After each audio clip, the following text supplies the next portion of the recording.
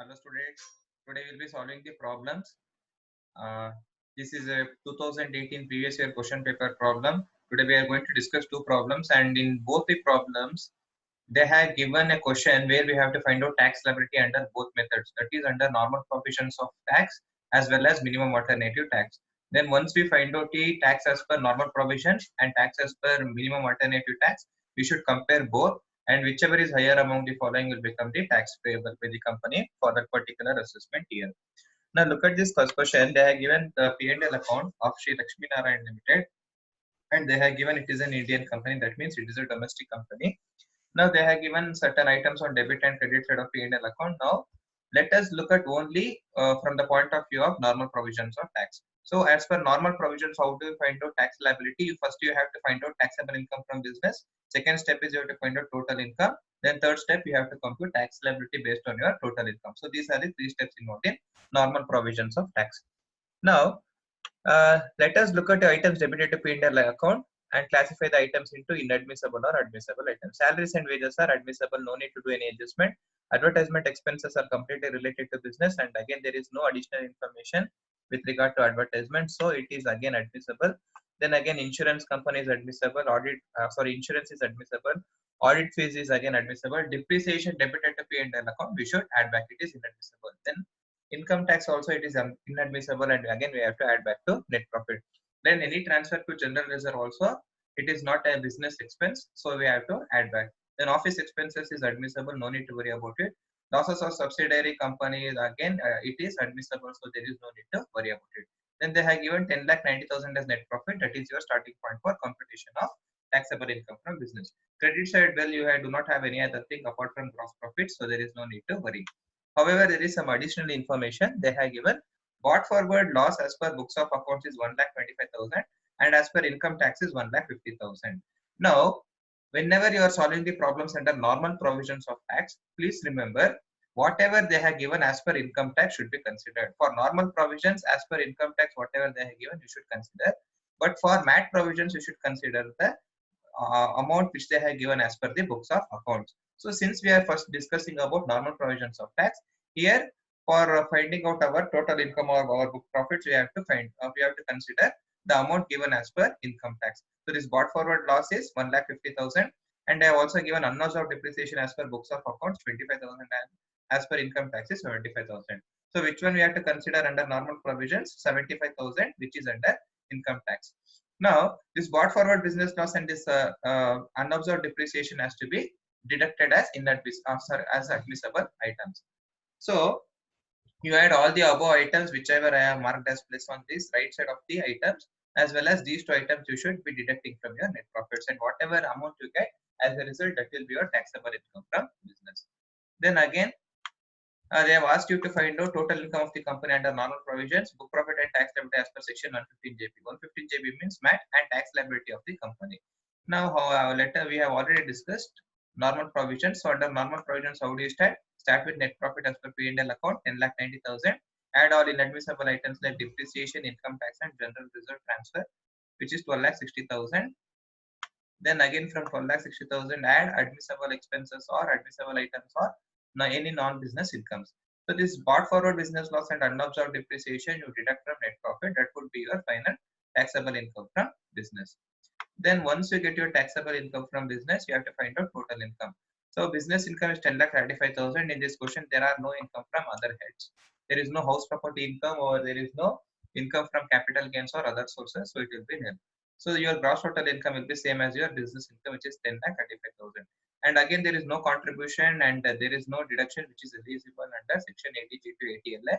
So your total income will also be same as your business income and gross total income, which is 10,35,000. So your total income is not more than 1 crore here. It is only 10,35,000. That means surcharge is not applicable in this problem. So you start, then again next step or last step in under normal provisions is you have to find out tax liability. How do you find out tax liability under normal provisions? Start with total income, that is 10,35,000. Since there are no other income, directly on this 10,35,000 of total income. Since it is a domestic or Indian company, the tax rate is 25%. So on this total income of 10,35,000, compute 25%, we'll get 2,58,750. So on this tax amount, again you add health and education cess at the rate of 4%, then again it will come to 10,350. This cess plus this tax you put together will be your final tax liability under normal provisions. So under normal provisions, your tax liability is amounting to 2,69,100. So this is about normal provisions. Now let us go back to question and understand how to solve the same problem and find out the tax liability. Find out the tax liability under the MAT or minimum alternative tax scheme. Now under minimum alternative tax scheme also we have to start with book profits. The step number 1 is finding out the book profits, and step number 2 is finding out the minimum alternative tax or tax liability. Now again we have to look at all the items debited and credited, and we have to see what are the statutory additions which we have to add back to net profit, and what are the statutory deductions which we have to deduct from net profit in order to arrive at book profit. Now salaries and wages there is no need to add. Then again advertisement expenses is also no need to add. Insurance and audit fees no need to add. Depreciation since they have not given any information on depreciation on revaluation of assets, whatever depreciation 1 lakh they have given, we have to assume that it is depreciation including revaluation on assets. So this 1 lakh we have to again add back to net profit. Income tax, anything related to income tax, interest on income tax, again we very well know it will be statutory addition. So this 30,000 also we have to add. Then again they have not written here addition, but still you have to add income tax also. Then again transfer to general reserves. If there is any transfer to any reserves, then again we know very well know it will become statutory addition and we have to add to net profit. Then losses of subsidiary company also we have to add back. Actually they have not they have given a subsidy company, there is a spelling mistake. Actually it is losses of subsidiary company. So whenever we have losses of subsidiary company, it is also statutory addition, we have to add back to net profit. Then again here they have given additional information, brought forward business loss and unobserved depreciation. So whenever we are solving the problem under MAT, we know we have to consider the amount given as per the books of account. So again amount given as per the books of account is 1,25,000. That is brought forward business loss is 1,25,000, and unobserved depreciation as per the books is 25,000.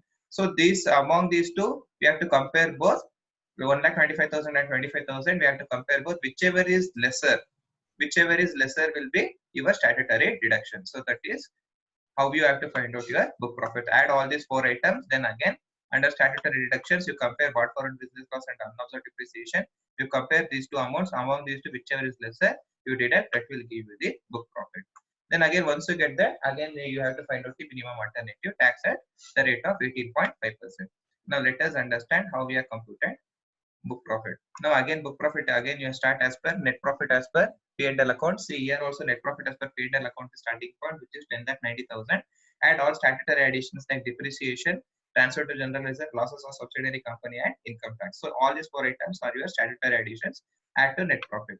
Then again statutory deductions, you have depreciation. Since in this question they have not mentioned how much is the amount of depreciation on revaluation, whatever depreciation they have given, that will be that will remain same. That means depreciation excluding revaluation of assets will also be same in this question, that is 1 lakh. So 1 lakh, same 1 lakh you have to add here, and same 1 lakh you have to deduct from net profit. Then again as I told you, business brought forward business loss and unobserved depreciation you have to compare, and whichever is less among the two you have to deduct from your net profit. So brought forward business loss is 125, 1,25,000, and unobserved depreciation is 25,000. So among these 25,000 is lesser, so that you have to deduct from net profit. You will arrive at book profit of 11,60,000. So once you get this book profit, this book profit is not in excess of 1 crore. That means surcharge is not applicable. So what you have to do once you find out book profit, next step is computation of minimum alternative tax. So book profit is 11,60,000. So on this 11,60,000, 18.5% of your 18.5% you compute, and 18.5% on this 11,60,000 will be your minimum alternative tax. So it will come to around 2,14,600. So again on this 2,14,600, you compute 4% health and education cess. So that 4% education cess is coming to 8,584. So you add this 2,14,600 and 8,584. So your minimum alternative tax will be 2,23,184.